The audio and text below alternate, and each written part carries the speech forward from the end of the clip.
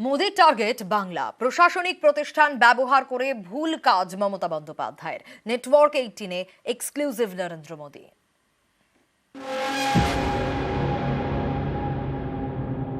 माँ माटी मानुष की बात करती थी ममता बनर्जी।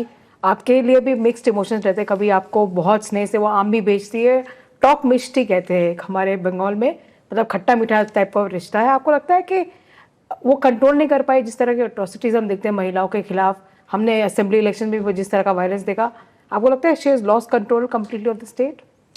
ऐसा है कि उनको ये राजनीति सूट करती है, इसलिए वो सरकारी मशीन का उपयोग ही इस मकसद के लिए करती है। एक प्रकार से उनका शासन पे इतना कंट्रोल है, लेकिन गलत दिशा में है। वे शासन पे कंट्रोल नहीं है और शासन में बैठे हुए कोई लोग करते, ऐसा नहीं है। वो खुद ही करवाती हैं, खुद ऐसे करने वालों को प्रोटेक्शन देती है। उनका खुद का कन्विक्शन है कि ये जो कुछ भी हो रहा है यही रास्ता है सत्ता में रहने के लिए। मुख्यमंत्री जी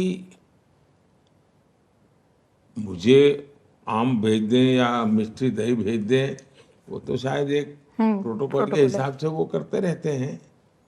मैं उनका धन्यवाद भी करूंगा, लेकिन इसका मतलब ये नहीं है कि जो गलत हो रहा है उसके विषय में हम आंख बंद रख सकते हैं। ये तो नहीं हो सकता है। भारतीय जनता पार्टी एक बहुत ही सफलता, इतनी तेजी से बीजेपी का ग्रोथ किसी राज्य में नहीं हुआ जितना बंगाल में हुआ है। 3 में से हम 80 क्रॉस कर गए, 3 MLA थे। लेकिन मेरे देश का दुर्भाग्य देखिए और एक खान मार्केट गैंग देखिए कि जिसने सत्ता नहीं बनी इसलिए पराजय। अरे 3 से 80 क्रॉस कर गए भाई, बड़ा विजय था हमारा।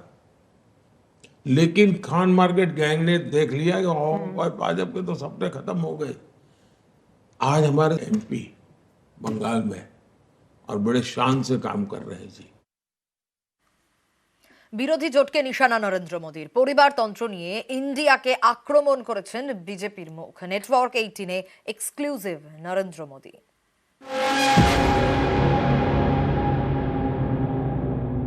इंडी अलायंस के करीब करीब सभी पार्टियां फंसी हुई हैं या उनको वो शूट करता है। 3 चीजें प्रमुख रूप से उभर करके आती हैं। एक घोर सांप्रदायिक लोग हैं, सेक्युलरिज्म का चोला पहना है उन्होंने, बुर्खा पहना है, लेकिन वो कम्युनल ही है। वे उनके लिए हर चीज देखते ही कोई भी आइडिया आता है तो कम्युनल फ्रेम में ही आता है उनको, उसके बारे में उनको कुछ आता ही नहीं है। दूसरा, ये घोर जातिवादी है। तीसरा, वो एक घोर परिवारवादी है।